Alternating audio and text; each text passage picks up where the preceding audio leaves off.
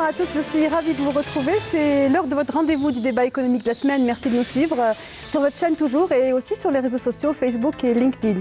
Cette semaine, l'actu éco a été entre autres marquée par cette caravane d'entreprises algériennes qui exportent ou qui souhaitent exporter, qui ont fait le déplacement et sont allées exposer à la Foire nationale de Nouakchott. L'occasion pour nous ce soir de vous parler de l'export, mais sous un certain angle. L'export et ses contraintes à caractère financier et parler aussi des solutions bien sûr. Alors les délais de paiement, les délais de rapatriement des devises, les pertes de change, peu de choix sur les lignes de crédit à l'export, opacité du marché étranger pour beaucoup d'exportateurs. Voilà en gros ce que subit l'opérateur exportateur algérien. On va poser la question suivante. Que font les banques et les institutions financières aussi pour répondre à ces problématiques qui se posent et qui pèsent aussi sur l'exportateur, et aussi que font-elles pour motiver ceux qui ne sont pas encore lancés, puisque l'État souhaite que l'Algérie exporte du haut hydrocarbure. La banque peut-elle devenir l'allié de l'exportateur? Nos invités sont là pour répondre à nos questions et réagir aussi autour de ce sujet. Bonsoir madame, bonsoir messieurs et merci d'avoir accepté notre invitation. Bonsoir. J'ai le plaisir d'avoir ce soir avec nous madame Emina Bensmaïn. Vous êtes la directrice des relations internationales à la Badr, qui est la Banque algérienne de développement rural, la banque à capitaux publics. Monsieur Kamel Azouaou, bonsoir et merci d'être avec nous. Vous êtes le directeur général de Amimer Énergie. Monsieur Youssef Marlaoui, bonsoir. Vous êtes le représentant de Natixis Bank, qui est la filiale du groupe BPCE, fusion entre la Caisse d'épargne et la Banque populaire. Merci d'être avec nous. Et monsieur Djeli Tariqat, bonsoir. Bonsoir. Vous êtes le président directeur général de la CAGEX, la Caisse d'assurance et de garantie des exportations. Merci d'être avec nous. Avant de rentrer dans le débat qui donc concerne le concours des banques, l'efficience des banques, l'innovation des banques au service des exportateurs, je vous propose de faire un tour ou un saut dans l'actualité, puisque hier soir s'est ouvert la foire de la production algérienne à Nouakchott et la foire des exportateurs, bien entendu. Ils sont allés en force et une délégation également ministérielle est allée en force, puisque des conventions aussi ont été signées. Ceci vient en même temps qu'un événement important aussi qui concerne l'exportation, à savoir celui de l'ouverture du passage frontalier Moustapha Ben Boulaïd à Tindouf. Je vous propose de voir ce qui se passe à Nouakchott en ce moment et on revient tout de suite après pour le débat. Plus de 350 participants représentant plus de 170 sociétés algériennes prennent part à la foire des produits algériens à Nouakchott. Les entreprises algériennes présentes ici ont élaboré des études concernant le marché mauritanien afin de déterminer les types de marchandises prisées par les opérateurs et consommateurs du pays. Pour le ministre du Commerce, c'est là une nouvelle dynamique qui s'installe. العمل اللي نقوم به الآن بين الجزائر وموريتانيا يدخل في إطار التوجهات فخامة رئيس الجمهورية للتوجه الاقتصادي الإفريقي. هذا هو المهم لنا الآن. معنا مع إخواننا الموريتانيين ننطلق إن شاء الله في إفريقيا الغربية إن شاء الله، ويكون في التعاون إن شاء الله في كل الآليات تكون موجودة et toutes les conditions réunies pour aller vers donc l'intégration avec l'Afrique de l'Ouest. 9 accords de coopération ont été signés mardi à Nouakchott en marge de la deuxième session du Conseil d'affaires algéro-mauritanien et devront marquer un saut qualitatif à la coopération et au partenariat économique entre les deux pays. الإرادة نتاع الدولة الجزائرية قوية بالنسبة بعد فتح المعرض، يعني ستين جرون سينيال بالنسبة لنا، ولهذا يشجعنا باش نستمروا في الاستثمار تاعنا في السوق الموريتانية. الهدف تاعنا هو إيجاد أسواق خارجية. اليوم الشركة الجزائرية كي تلحق un certain moment, il faut qu'elle se développe vers l'international. Sinon, elle ne peut pas rester comme ça petite. Aujourd'hui, beaucoup d'entreprises عندهم une taille critique وين لازم elle doit s'exporter. Cette opération se continuera jusqu'à la fin de l'année en direction des marchés du Qatar, du Gabon et de la grande foire commerciale panafricaine. Ces manifestations seront clôturées à la fin de l'année par l'exposition de la production nationale à Alger. Alors, première question, quelle est l'impression des opérateurs, enfin de l'opérateur exportateur que nous avons autour du plateau, puisque nous avons avec nous le directeur général de Amimer Énergie. Vous exposez ou vous êtes présent ou représenté au sein de cette foire de la production nationale qui souhaite exporter dans la région africaine ou subsaharienne. Quelle est votre impression sur l'organisation de cette foire, sachant que ce n'est pas la première? Merci madame. Avant tout, je tiens à vous remercier de l'invitation et de cet espace que vous nous ouvrez à chaque fois pour essayer de nous exprimer donc, les contraintes que nous vivons à l'export en tant qu'opérateur économique. Donc effectivement, sur la foire de Nouakchott, nous avons une équipe qui est présente sur place, bien évidemment. Nous avons participé même l'année passée, donc il y a eu des événements pareils, donc des foires qui ont été organisées sur la région de l'Afrique et l'Afrique subsaharienne. Donc on a toujours répondu présent à ce type d'initiative. Aujourd'hui, j'ai une équipe de commerciaux qui expose des techniques, qui expose nos produits sur ce salon, comme ça a été le cas il y a quelques années de ça. Donc ce genre d'initiatives sont bien évidemment louables, sont vraiment très intéressantes et il faut, à mon avis et à mon sens, les maintenir. Et ça pourrait apporter, je dirais, de l'amorçage dans les relations commerciales entre des partenaires algériens et des partenaires étrangers. Sauf que, comme je viens de le dire, ça serait que de l'amorçage. Parce qu'il faudrait qu'il y ait d'autres opérations qui puissent suivre après l'amorçage ou la mise de contact initial pour qu'on puisse aller d'emblée dans des opérations d'export. À mon avis, à mon humble avis sur ce genre d'opération, nous, on aurait souhaité qu'il y ait des organisations thématiques déjà. Ça veut dire que, par exemple, on s'intéresse à l'énergie, donc on organise un salon propre à l'énergie. Rappelez simplement aux téléspectateurs quel est le corps d'activité de Hamimeur Énergie. Excusez-moi, je ne l'ai pas fait. Pour ceux qui ne connaissent pas Hamimeur Énergie, nous sommes une société qui existe depuis 30 années maintenant. Nous sommes une société privée algérienne qui œuvrant dans le secteur des solutions de production d'énergie, de tout type d'énergie primaire. Donc on est sur les énergies fossiles comme le diesel, mais aussi on est sur les énergies renouvelables qui sont en train de se développer récemment. Nous avons deux types d'activités, deux axes, et ça tombe bien parce que ça nous permettra même de parler des financements des deux axes puisqu'ils sont différents. Donc nous avons un axe d'industrie, on appelle ça industrie, la fabrication des groupes électrogènes, motopompes, motosoudeuses, motocompresseurs, en fait, tout ce qui est lié aux petites machines autonomes de production d'énergie. Et aussi, nous sommes sur l'axe un peu plus important, c'est l'axe des centrales électriques. Là, c'est des solutions de production d'électricité, mais qui sont de plus grande envergure.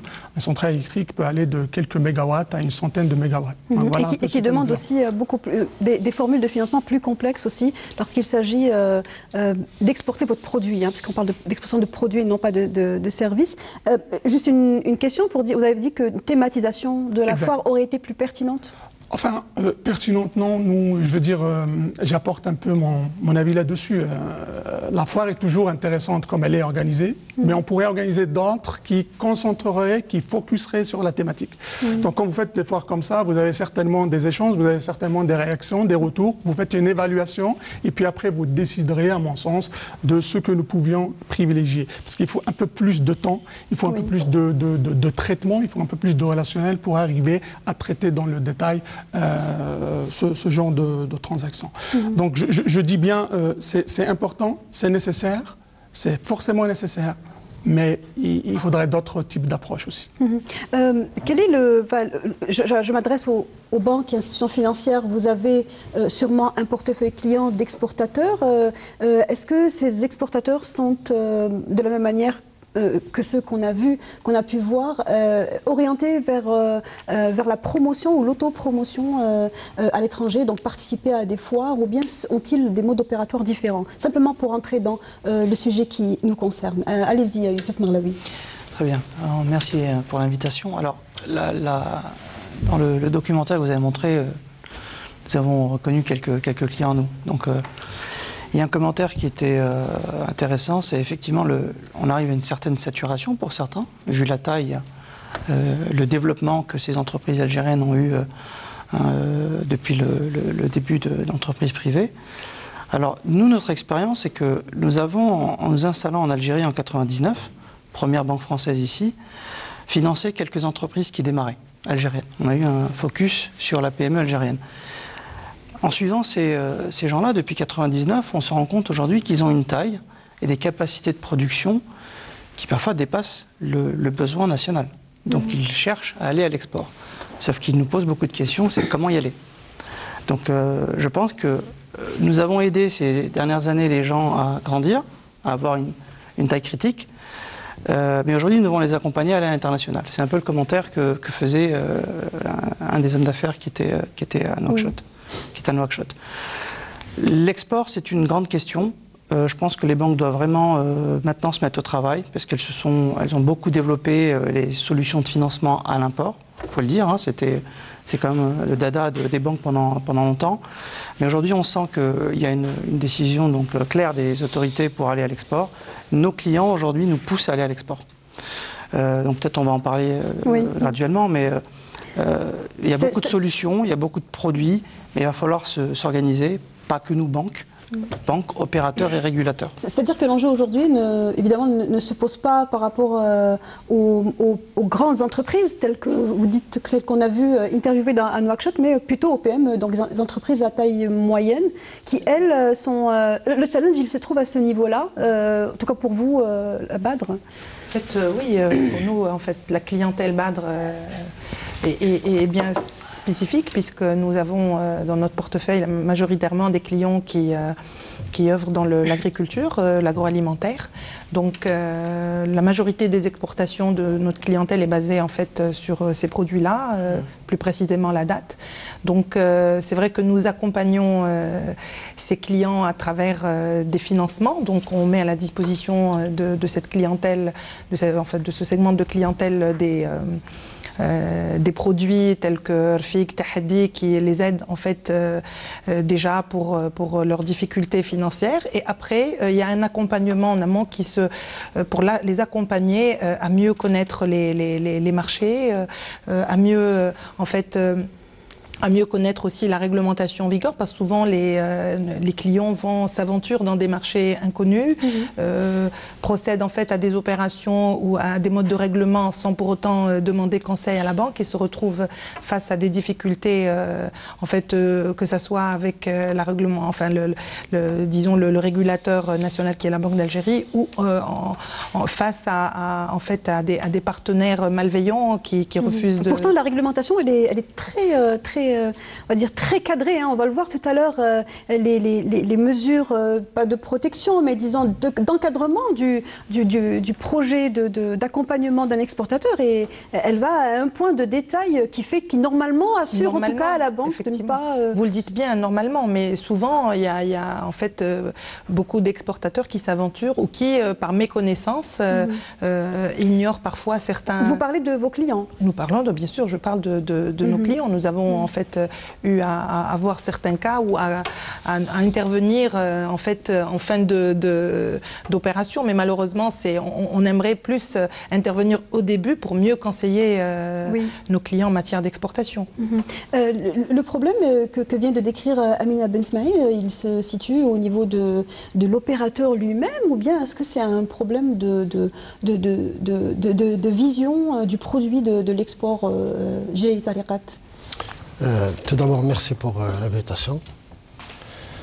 Ensuite, pour la question des exportateurs, en réalité, du point de vue de la CAGEX, ne connaissent pas assez les règles du commerce international, peut-être mieux à l'importation, mais presque rien à l'exportation.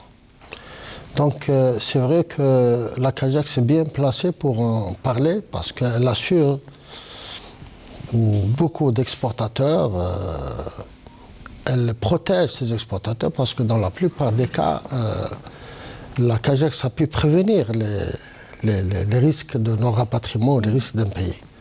Malheureusement, ceux qui n'ont pas rejoint la CAGEX pour les conseils et la protection nécessaires se sont trouvés en face des situations parfois inextricables, des situations qui pratiquement n'ont pas de solution, une issue honorable ni heureuse pour ces exportateurs. Est-ce que vous avez une idée sur le nombre sur la prévalence des opérateurs qui échouent en bout de course à pouvoir rapatrier, donc qui se retrouvent en difficulté par rapport à leur banque? De moins en moins.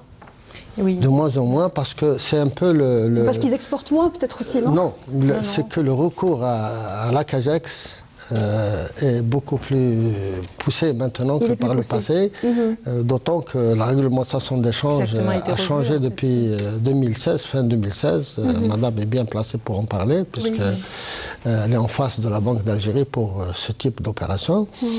Et il y a eu la réglementation qui a changé, vous parlez des 365 jours au lieu des 180 jours. 360 jours.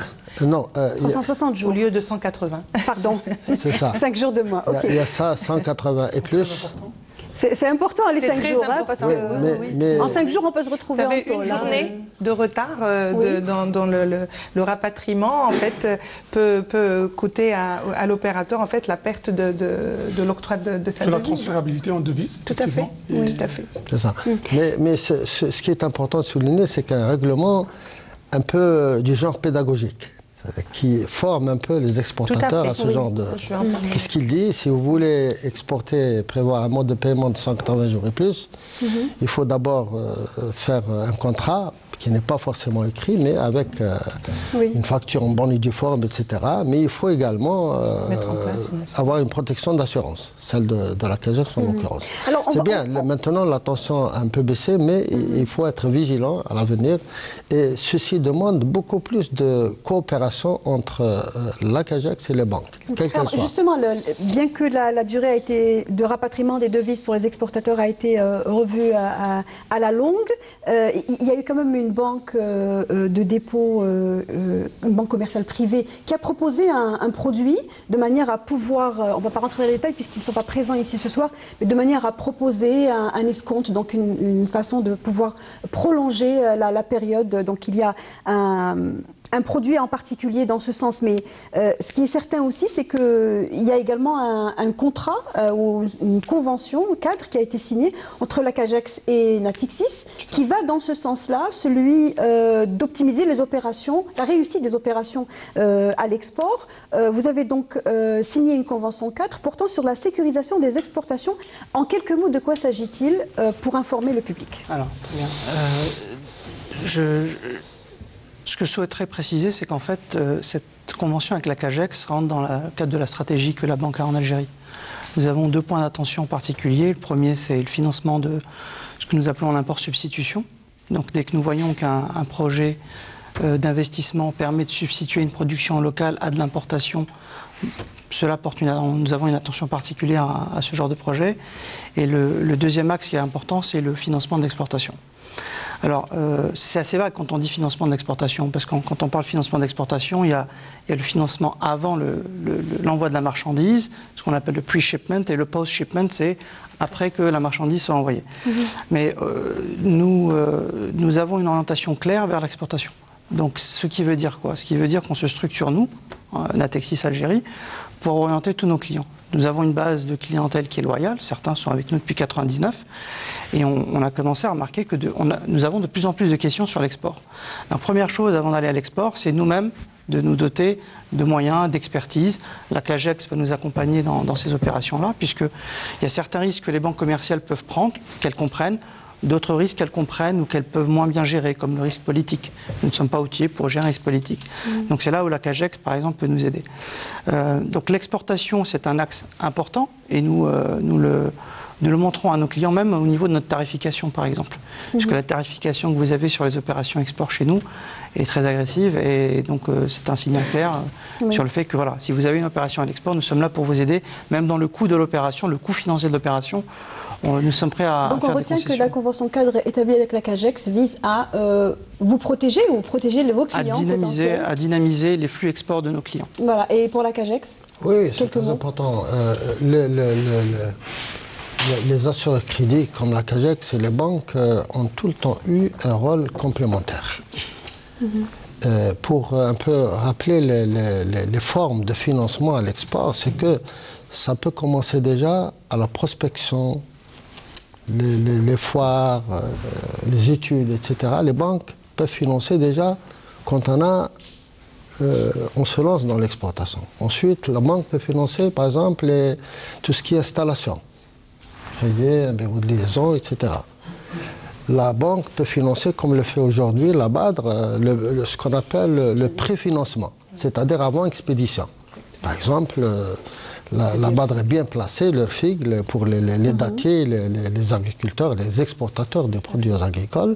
Ils bénéficient d'un financement, d'ailleurs, avec un délai de paiement qui est très raisonnable. 18 mois, je crois, ça peut aller jusqu'à 24 mois, c'est bien. Il y a aussi la forme de financement post-acheminement, c'est après l'exportation. Et ça tombe bien parce qu'aujourd'hui, lorsque la réglementation de change autorise l'exportateur à accorder des délais de paiement 180 jours et plus, 360 et même plus, ça veut dire que l'exportateur est en besoin de financement. Il a besoin d'avoir cet argent. Et à ce niveau, les banques font ce qu'on appelle des opérations de refinancement. C'est-à-dire, elles vont, sous forme d'escompte de facture ou de traite ou je ne sais quoi, donner de l'argent. Il y a aussi une autre forme de refinancement, ce qu'on appelle la facturage ou le factoring, qui n'existe pas malheureusement chez nous. Il est légiféré, mais qui n'existe pas. Ça, ce sont beaucoup de formes de financement qui existent dans les pays qui sont à vocation exportatrice. Ce sont aussi des outils qui existent à la disposition des exportateurs. Des banques et des exportateurs. Qui ne sont pas systématiquement proposés. Je voudrais écouter Kamel Azoua ou Dalmi Merenaki. Juste une idée qui est très importante. C'est que dans toutes ces étapes, l'assureur crédit, comme la CAGEX, les accompagne les banques. Oui. Chaque fois que la banque est sur le point d'accorder un financement quelconque, elle pose la question à l'assureur ou elle oriente le client vers la compagnie d'assurance qui lui donne d'abord la couverture, après les enquêtes, etc. Et qui met à l'aise. Et ça donne une certaine fluidité et une certaine intensité à ces opérations qui, in fine, provoquent une recrudescence des exportations, donc un développement réel. Oui, c'est entendu. Le point de vue de l'entreprise, est-ce que la banque arrive à répondre de manière pointue aux besoins de l'opérateur exportateur en termes de financement, d'accompagnement? Et j'entends plus précisément, lorsqu'il s'agit d'exporter en Afrique, c'est votre cas. Très bien. J'étais ravi d'entendre un peu la panoplie des produits bancaires qui existent pour les exportateurs algériens, des produits que nous connaissons, hein, vu que nous avons des relations bancaires, je pense même des relations assez étroites avec certains de nos banquiers, donc, qui nous apportent, qui nous informent sur cette panoplie de produits qui existent et que malheureusement nous ne pouvons pas utiliser. Je vais vous expliquer, je ne vais pas être négatif, mais je vais vraiment expliquer les choses sur le terrain. Donc, parce que sur le terrain, les choses ne se passent pas comme ça. Quand on a un contrat qui est signé, que vous avez ouvert une lettre de crédit, effectivement, pas mal de ces outils de financement peuvent fonctionner. Le souci est le suivant. Aujourd'hui, quand on fait une analyse des pays que nous ciblons pour l'export, c'est quasiment les pays de l'Afrique et de l'Afrique subsaharienne. On est tous d'accord. Les pays les plus riches en Afrique qui ont des capacités de financement et donc d'ouverture de l'aide de crédit, de paiement d'avance, de paiement cash, les 10 pays qui englobent à eux seuls 1000 milliards de dollars de PIB ne sont pas dans les pays que nous ciblons. Très bien. Nous ciblons les pays de l'Afrique subsaharienne qui ont des taux de croissance mais qui font face à des difficultés de financement. Ce qui veut dire que ces pays, même si vous engagez une transaction commerciale et que vous allez aboutir dans votre transaction commerciale, vous allez signer des contrats, vous allez vous retrouver à une situation où eux, pour répondre à vos contraintes réglementaires, parce que pour répondre par exemple à la contrainte de rapatriement, mon client qui est au Mali, je cite le Mali comme un exemple, mais j'ai d'autres clients dans d'autres régions de l'Afrique, pour sécuriser l'opération, je l'oblige à m'ouvrir une lettre de crédit. Ce client n'arrivera pas à l'ouvrir parce que leurs capacités de financement ne sont pas présentes, ne sont pas là. Donc à partir du moment où il ne pourra pas l'ouvrir, vous ne pouvez pas en Algérie l'escompter. Vous ne pouvez pas demander un prix, un financement, une avance de financement, quoi. Quand on a dit un pre-shipment financing ou d'autres types de financement, donc des avances après facturation, etc. Donc vous avez ce blocage qui est fondamental. Maintenant aussi, à mon sens, il faut nuancer deux types d'opérations. Vous avez parlé de la réglementation qui a changé sur les délais de rapatriement, ce qui est très confortable et très louable. Et vraiment, c'est encourageant qu'on aboutisse à ce genre de résultats, hein, parce que je pense qu'il y a eu échange, il y a eu partage qui a fait qu'on arrive à ça. Sauf que ça ne résout qu'une partie du problème. Pourquoi? Parce que vous avez deux types de biens à financer quand vous allez sur l'export. Vous avez des biens de consommation je dirais, directs, quasiment directs, et vous avez des biens de consommation durables. Quelqu'un qui vous achète un téléviseur, quelqu'un qui vous achète un téléphone, etc. Oui, vous pouvez il donc peut pas être mis sur exiger le même piédestal que celui un projet d'une centrale de dessalement d'eau de mer ou un projet de centrale hydroélectrique ou une centrale photovoltaïque qui nécessite des délais de réalisation déjà importants, des délais de commissioning pour arriver à avoir le produit entre ses mains pour l'utiliser. Et puis après, si vous avez un projet, vous avez un délai pour que vous puissiez rentrer dans vos premiers frais sur le projet et commencer à rentabiliser. Donc sur ce genre de projet, les partenaires nécessitent un recours à des financements plus lents. Oui. D'ailleurs, si vous voyez la réglementation, la nouvelle réglementation qui a été édictée et donc changée récemment, que nous venons même de vous exposer, nous sommes contents que ce soit là, ils font valoir un texte d'application pour tout ce qui est bien durable, qui n'est pas encore là, et on espère qu'il va être là dans les meilleurs délais. Ce que vous voulez dire, c'est que les banques ne sont pas en mesure d'apporter un accompagnement pour ce qui est des projets qui sont à moyen terme, tels que les vôtres. Est-ce que c'est bien cela? Ils peuvent toujours accompagner l'opérateur algérien, mais sur son territoire.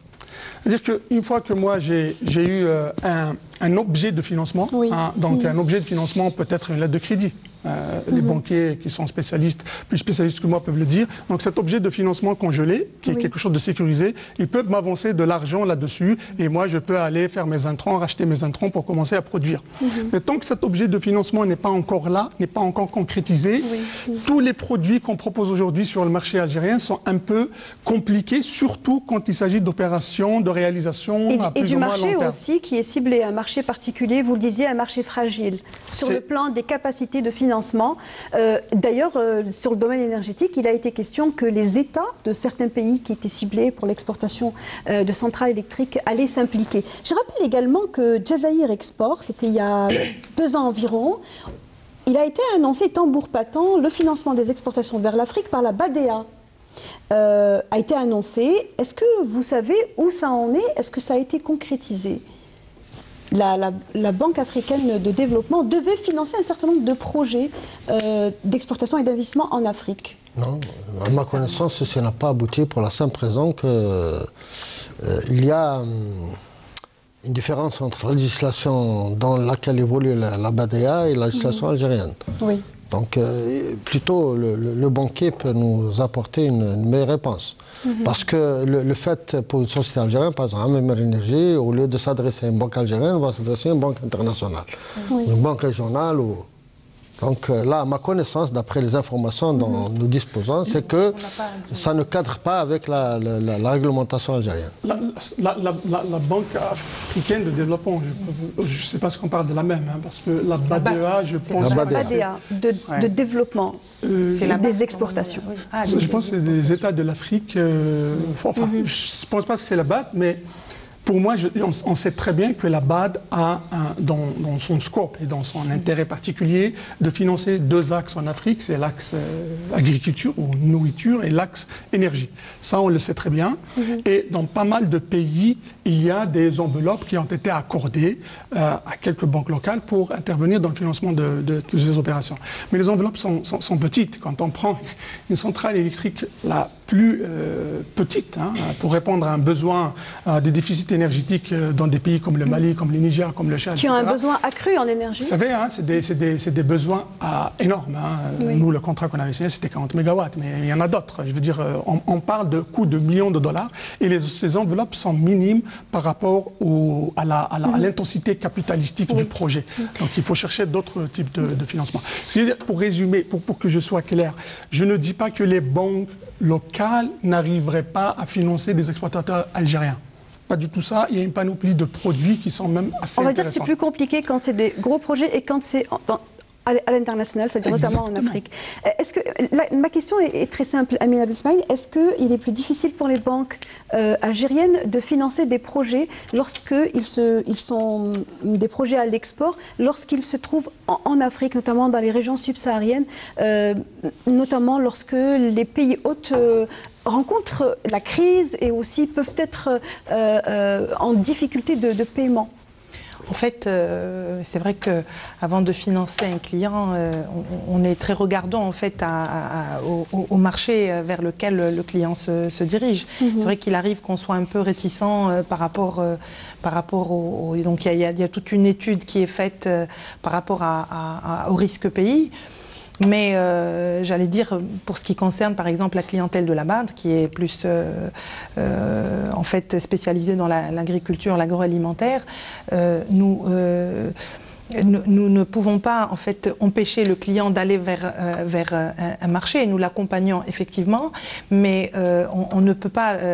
En fait, on essaye de, comme l'a dit M. Amimer, de lui proposer les meilleurs moyens d'assurer en fait son opération, tel que le paiement par l'aide de crédit documentaire. Donc, je crois que le fait qu'il n'y ait pas assez d'opérations n'encourage pas les banques à développer. Il y a en fait en matière de financement des produits à l'international tels que le crédit acheteur, le crédit fournisseur, qui ne sont malheureusement pas encore développés au niveau... Et pour quelle raison? Pour quelle raison? Parce qu'il n'y avait pas assez d'opérations ou il n'y avait pas assez d'engouement pour forcer les banques à développer ce genre de produits. Mais ce genre d'événements tels que la caravane de Nouakchott, où il y aura sûrement, on espère d'ailleurs, d'autres événements, pousseront les banques à s'adapter en fait à ces nouveaux besoins. Oui. Parce que oui. Je vais essayer de poser la question peut-être différemment, mais voilà. Est-ce que vous pensez qu'une banque peut accompagner de manière efficiente ses clients tout en restant dans le territoire national?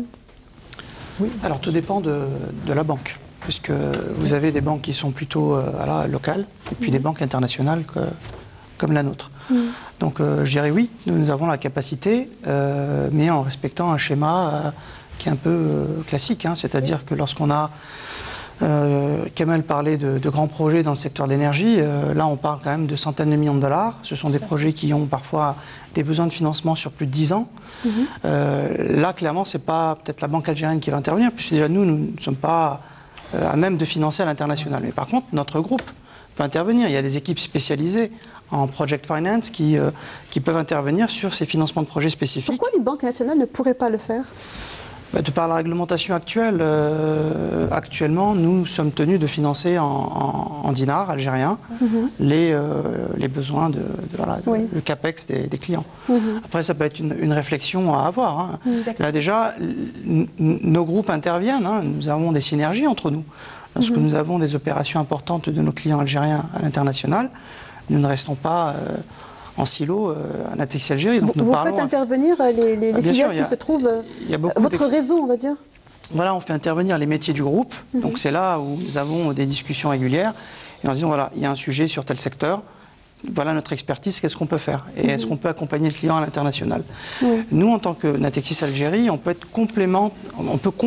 compléter ce financement international, en fait, de l'acheteur, comme disait M. Tarikat, là, notre groupe financerait l'acheteur du produit algérien, et nous, on interviendrait en local pour compléter ce financement par exemple, des solutions de sécurisation. Parce que lorsque vous avez une lettre de crédit, hein, comme disait Kamel, une lettre de crédit export qui sécurise la société algérienne qui vend son produit international, parfois, le client demande à sécuriser cette lettre de crédit, en disant « je veux que vous me la confirmiez en local ». Donc c'est là où nous intervenons, Natixis Algérie, en disant très bien, donc vous nous demandez de vous couvrir une lettre de crédit de telle banque dans tel pays pour telle durée. Nous étudions ce risque-là et là, on est doté de lignes sur les banques internationales, sur les banques étrangères. Juste une question de parenthèse. Est-ce que la BEA a créé ou a ouvert son antenne à l'international tel qu'il a été annoncé? Pas encore, hein, toujours pas. Parce que l'annonce a été faite il y a quand même un bon moment. Tout à fait. Oui, mais c'est peut-être les procédures en la matière prennent du temps. Oui. Mais ce que je voulais... C'est quand même quelque chose qui est très attendu.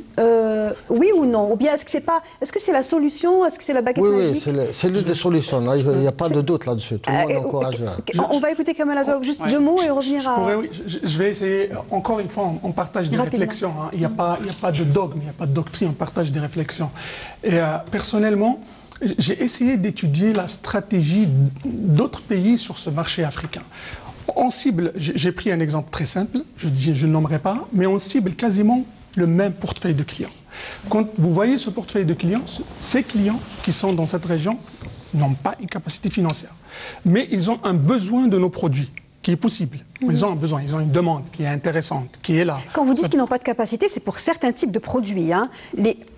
Je vous dis, les biens à la consommation, oui, mais après, même les biens à la consommation, il faut arriver à faire du turnover, il faut arriver à faire du chiffre. Oui, pour faire du volume, il faut faire plus d'opérations. Oui. Vous avez une LC, vous la fermez, vous rouvrez une autre, etc. Okay. Enfin, ce que j'ai dit, je ne suis pas non plus en train de dévaloriser ces pays, ce n'est pas le cas. Je dis que par rapport à certains projets structurants, c'est la question de la poule et l'œuf. Maintenant, il faut investir pour que vous puissiez générer du flux, qui puisse générer des flux financiers et qui puisse ramener d'autres lettres de crédit. Bon. Oui. Il y a des pays qui ont compris cette problématique, qui ont investi. Donc, leurs investissements étrangers dans des pays, les pays que nous ciblons même, c'est à hauteur de 4 milliards. 4 milliards, c'est beaucoup d'argent. Hein, c'est le programme chinois en Éthiopie. Et si vous voyez le programme chinois en Éthiopie, ou l'Indien en Éthiopie, vous voyez la même chose. Ils viennent, ils ramènent leurs produits, mais ils ramènent aussi leur financement. Parce que quand on comprend que je peux ramener le produit, il y a une capacité de vendre mon produit, mais la problématique, c'est que les gens n'ont pas de quoi financer, donc je crée une sorte de créer ou avoir un intermédiaire sérieux, hein. Je n'ai pas dit créer. Cet intermédiaire sérieux, c'est celui qui vous complète la chaîne. Youssef tout à l'heure parlait donc de ces deux bouts de la chaîne. Il y a un bout local qui est en Algérie, il y a un autre qui est à l'étranger. Le bout complet permettrait de générer beaucoup plus de volume dans les opérations. Oui. Et sur les investissements de ce pays qui ont été faits sur cette région, hein, comme je le disais, 50% ont été faits dans le domaine financier et bancaire. Je clôture. Est-ce que c'est quelque chose qui est de l'ordre du possible et de l'imaginable de partir avec un financement à l'international? C'est nécessaire. Allez-y. C'est nécessaire. Aujourd'hui, à mon sens, surtout pour les grands projets, les projets structurants dont parle M. Azouaou, c'est ce qu'on appelle dans les formes de financement entre les banques, les crédits acheteurs. Oui. C'est-à-dire comment une banque algérienne peut financer directement un acheteur étranger. Est-ce que c'est légalement permis? C'est internationalement permis. Légalement, non. Je ne sais pas. Je veux dire par la banque. Est-ce que par la banque centrale, il est autorisé? Vous savez, en fait, c'est ce que je disais tout à l'heure. Hein. Souvent, certains produits, c'est-à-dire on est obligé d'aller vers certains produits parce que c'est une conjoncture qui le demande. Donc, si réellement il y a ce besoin, les banques se rapprocheront du régulateur pour demander en fait certaines autorisations. Oui. Mais pour l'instant, c'est-à-dire les expériences que nous avons, bon, je parle bien sûr de la banque, on n'a pas eu ce besoin en fait, la clientèle n'a pas demandé ce besoin parce que ça reste des opérations en fait c'est plus des produits agricoles qui sont placés dans certains marchés. On va dire que ce n'est pas dans votre portefeuille. Exactement, ce n'est pas dans notre... Je voudrais qu'on avance un petit peu, mais toujours dans le même sujet, une question très grand public, mais vous allez devoir y répondre. Votre réaction par rapport aux personnes qui pensent que les importateurs bénéficieraient de plus de facilité, on parle de facilité réglementaire, pour avoir du crédit que les exportateurs qui, eux, pourtant, fournissent beaucoup d'efforts et exportent leurs produits. Aujourd'hui, c'est plus facile de financer un importateur qu'un exportateur. On va commencer par vous, Youssef Marlaoui. Alors, ça c'est une impression générale. Hein. C'est vrai que les gens pensent que le financement de l'importation est plus facile que le financement de l'exportation. Mais lorsque nous mettons en place des lignes de crédit, et ce serait peut-être un axe de réflexion pour l'avenir, nous mettons en place un financement du besoin en fonds de roulement du client. Et il arrive très souvent au niveau de notre clientèle que ces lignes de crédit financent l'exportation. Oui. Donc nous ne différencions pas pour l'instant le financement de l'exportation de l'importation. Ce serait peut-être là un axe de réflexion. Si on veut aider l'exportation, il faudrait peut-être qu'on segmente nos lignes entre les besoins de financement des opérations d'importation, puisque même dans l'export, il y a un contenu import parfois. Hein. Vous importez quelques produits, quelques pièces que vous assemblez pour exporter parfois. Donc, alors, le risque, est-ce que ce n'est pas plus risqué? Non, ce n'est pas plus risqué, puisque dans notre analyse risque, nous analysons la solvabilité du client. Donc dans son activité, nous voyons toute la composante, hein, composante vente locale, composante export. La composante export n'est pas du tout risquée et elle a été même aidée par les autorités puisque, à titre d'exemple, la marge de change sur les opérations export, sur les rapatriements, les autorités ont fait encore un geste vis-à-vis de l'opérateur en demandant aux banques de ne pas prendre de commission. Ce que nous avons appliqué immédiatement. Donc là on voit qu'on souhaite réduire le coût de l'opération d'exportation. En tout cas, le coût de financement d'une opération d'exportation, les autorités font déjà un geste. Après, les banques peuvent continuer et appuyer ce geste en structurant des lignes spécialement dédiées aux opérations d'exportation.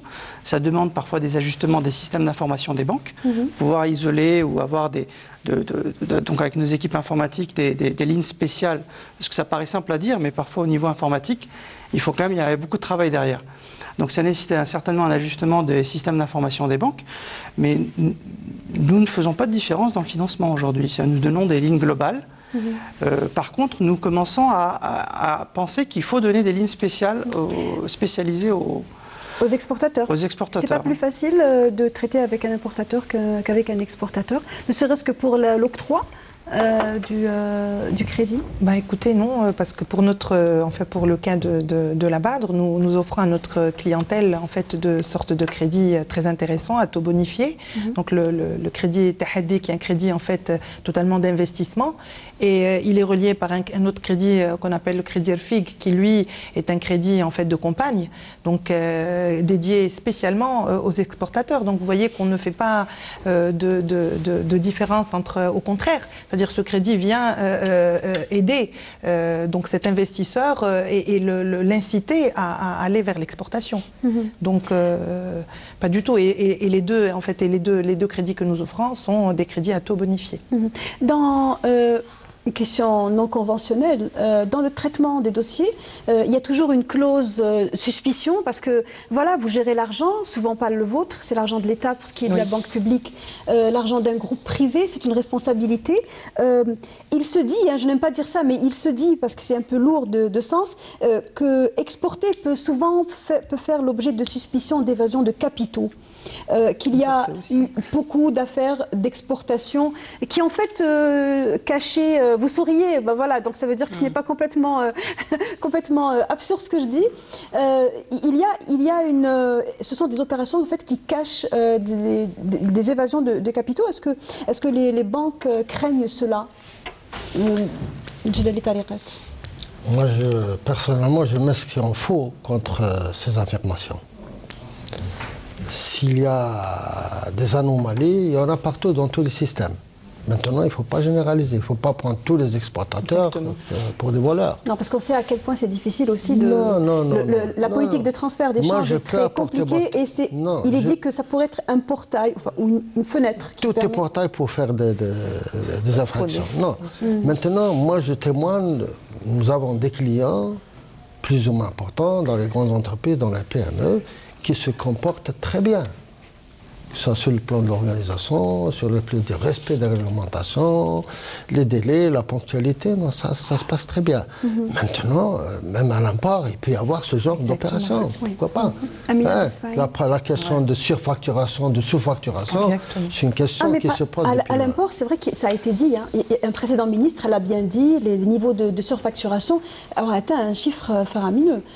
Donc, on se dit, est-ce que c'est quelque chose qui peut aussi se retrouver dans l'inverse, c'est-à-dire dans l'opération d'export? Comme vient de le dire M. Tarikat, on préfère ne pas généraliser.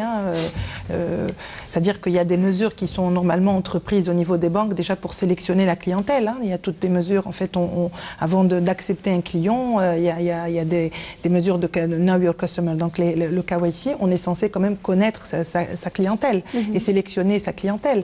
Après, c'est vrai que les expériences que nous avons eues ces dernières années, que ce soit à l'import ou même à l'export, il y a eu des cas d'opérateurs malveillants. Mais je crois que la réglementation est très rigoureuse dans ce sens, parce que en fait, l'exportateur se voit limité par 180 jours s'il ne met pas en place une assurance CAGEX et 360 jours pour le rapatriement de la recette de son exportation. Sinon, c'est-à-dire que vous savez que la Banque d'Algérie ne joue pas avec ça.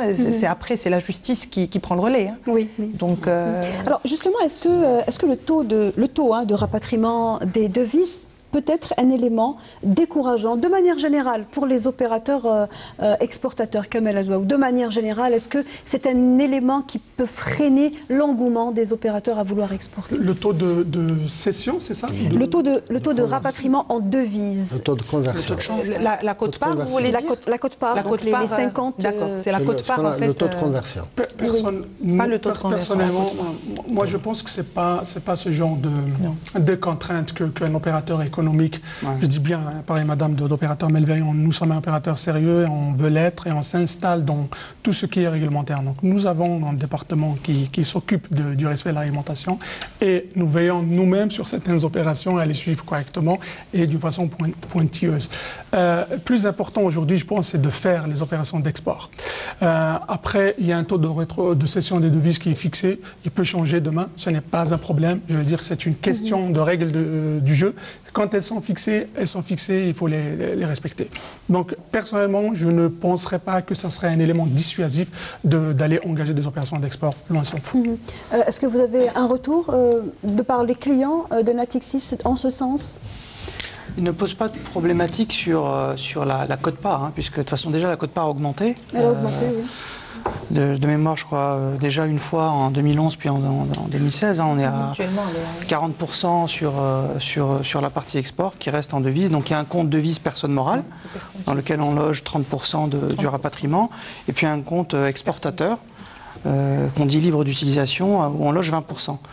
Donc le compte exportateur est là pour aider les dépenses liées à la promotion des activités d'exportation. Donc déjà, on est passé de 10 à 20%. Donc il y a un effort du régulateur. Je pense que c'est plutôt dans peut-être la clarification de l'utilisation des fonds qu'il y a sur ces comptes exportateurs, où on peut parfois avoir des divergences d'interprétation entre banques sur l'utilisation de ces fonds-là. Est-ce qu'ils sont vraiment libres d'utilisation et qu'est-ce qu'on entend par la promotion des activités d'exportation? Qu'est-ce que c'est un terme assez général? Je pense que là, on peut faire, nous, banque avec le régulateur, un effort de clarification vis-à-vis des opérateurs sur ce qu'on entend par promotion de l'activité. Juste pour revenir sur le risque de financement importation-exportation, notre avis, c'est qu'au final, le financement de l'importation en Algérie devient, je puis dire, plus risqué que le financement de l'exportation. Pour une raison très simple, il y a une orientation claire des autorités. Donc on sait qu'aujourd'hui l'importation n'est pas privilégiée, qu'il faut produire. Et donc si on ne s'inscrit pas dans cela, on se met en risque puisqu'il y a des listes d'interdiction. On l'a vu, ça a très bien fonctionné dans le pharmaceutique. Lorsqu'on avait suffisamment de production locale, l'importation était bloquée sur le Princeps, par exemple. Et donc ça a permis le développement de production d'une capacité intéressante en Algérie. Donc quand vous financez de l'importation, vous mettez en risque puisque finalement, à tout moment, vous financez des gens dont les produits sont bloqués à l'importation, ce qui vous n'aurez pas sur l'exportation. Il n'y a pas de blocage, au contraire, il y a un encouragement d'exportation. Il y a un effet d'éviction. Il y a effectivement il y a un effet de resserrement sur l'importation, ce qui fait que logiquement le financement de l'importation devrait être plus cher puisqu'il devient plus risqué pour les banques. Donc, Alors les banques de dépôt et les banques publiques ou privées peuvent, selon une note de la Banque centrale qui parut il y a quelques mois, utiliser les comptes devises des déposants particuliers à hauteur de 70% et les 30% restants sont déposés au niveau de la Banque d'Algérie, donc, alors qu'auparavant la totalité était déposée à la Banque d'Algérie. En tout cas, les proportions ont changé. Quel impact cette mesure a-t-elle sur les activités des banques? Aujourd'hui, les banques peuvent-elles disposer, prêter les devises qui sont récoltées de leur portefeuille client export? En fait, pour l'instant, cette note n'a pas encore été mise en application. Hein, donc, effectivement, il y a une... Elle a bien été diffusée. Elle a bien été diffusée, mais il n'y a pas eu encore de mesure d'application. Donc, on ne peut pas... limite, je préfère ne pas m'étaler sur ça, puisqu'on n'a pas encore, si vous voulez, vu l'impact de cette mesure sur le terrain. C'est une mesure qui était censée, selon la Banque centrale en tout cas, permettre à la banque de mieux rémunérer les placements en devises. C'est bien ça? Tout à fait. C'est pas dans le cadre du lancement de dispositifs de couverture contre le risque de change? C'est plus dans Alors ça, c'est pour l'exportation. C'était ça, je pense, le marché de change. C'est dans le cadre du marché de change. On l'attend, ce genre de texte.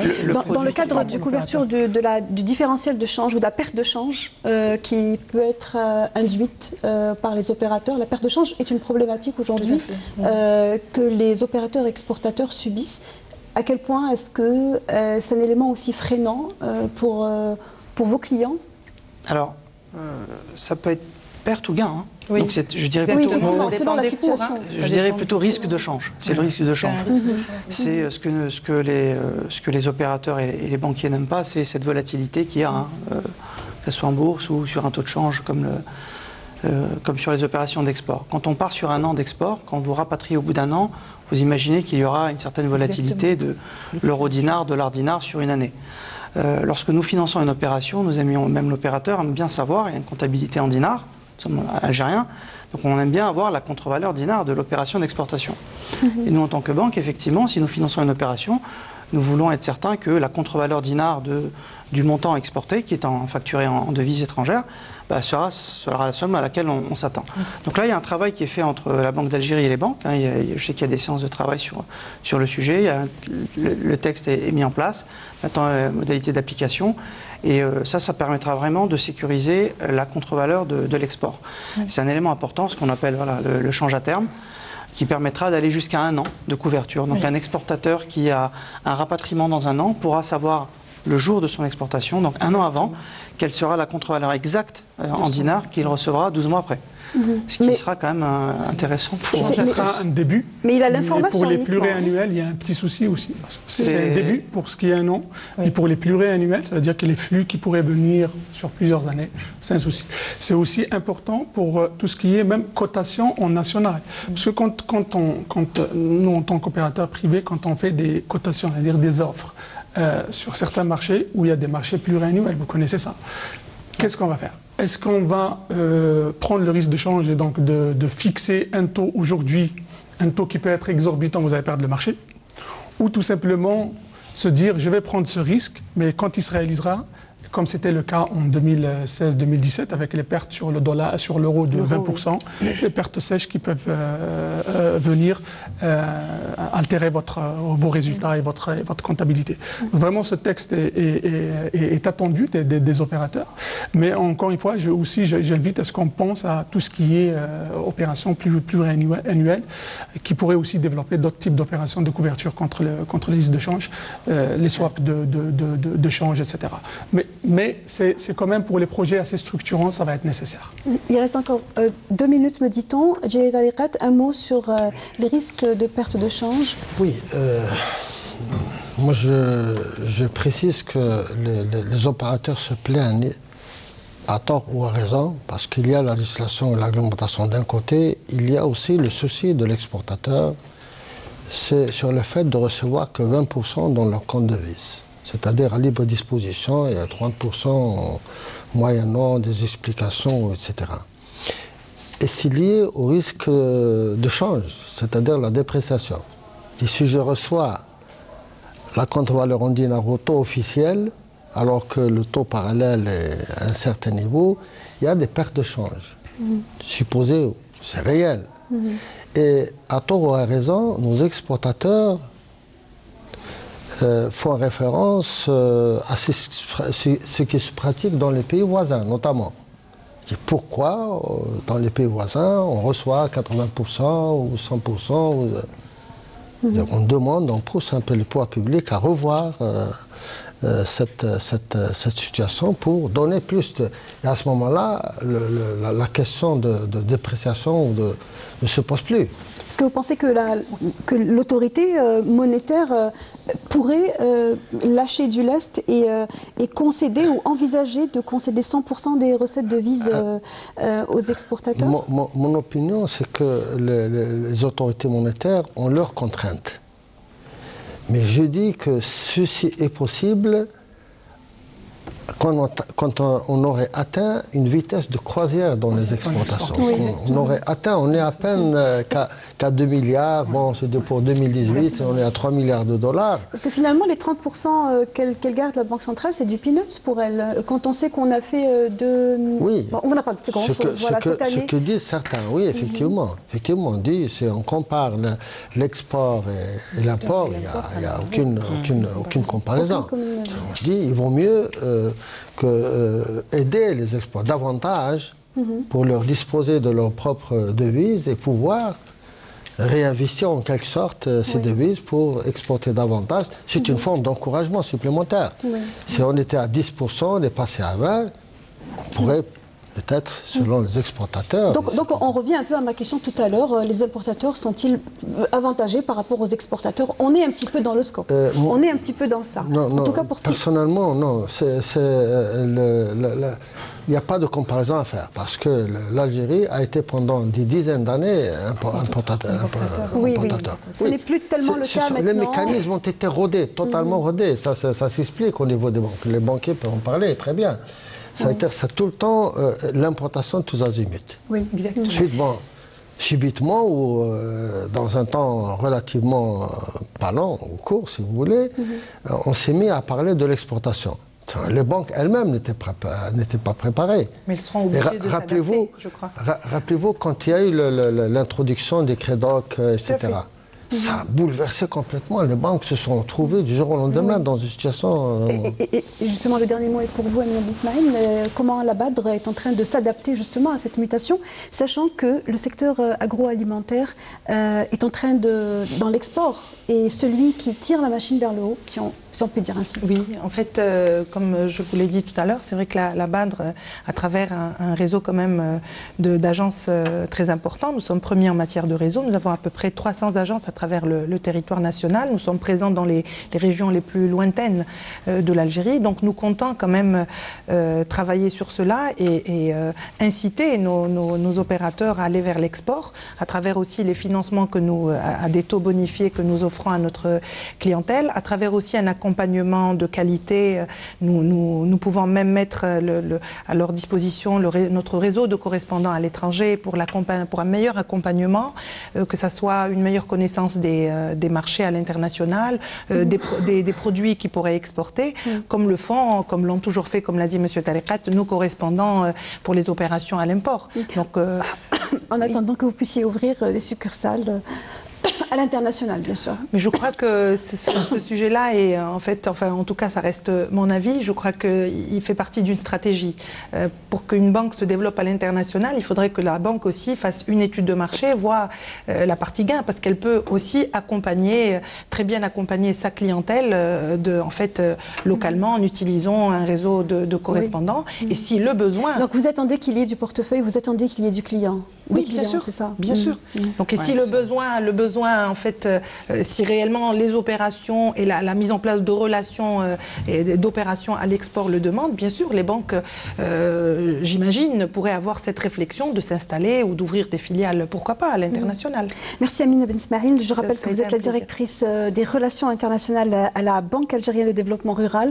Merci d'avoir été des nôtres. Merci Kamal Azouaou, directeur général de la compagnie Amimeur Énergie. Merci Djali Tariqat, président directeur général de la CAGEX, la Caisse algérienne d'assurance et de garantie des exportations, et merci Youssef Marlaoui, représentant de la banque Natixis. Merci d'avoir été des nôtres.